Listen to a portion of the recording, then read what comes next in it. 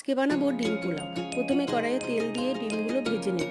এবার ওই তেলে বাটার দিয়ে 4টে পেঁয়াজ কুচি করে কেটে বাদামি করে ভেজে নেব। সামান্য চিনি দেব।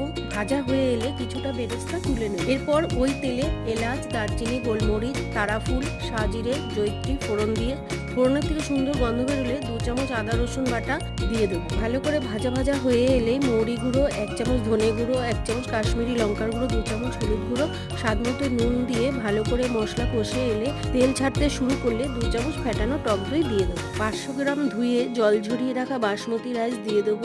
ভালো করে মশলার সাথে মিশিয়ে নিয়ে যে কাপ মেপে চাল নিয়েছি এই কাপের 4 কাপ জল গরম করে দিয়ে দেবো। জলটা যখন 50% টেনে আসবে তখন স্বাদ মতো চিনি দিয়ে দেবো আর ভেজে রাখা ডিমগুলো দিয়ে তুলে রাখা বেরেস্তাটাও দিয়ে দেবো। দুধ, কেশর আর আতর দিয়ে বানিয়ে রাখা মিক্সচারটা দিয়ে দেবো। প্রায় 20 থেকে 30 মিনিট ডিমে বসিয়ে দিয়ে এরপর নামিয়ে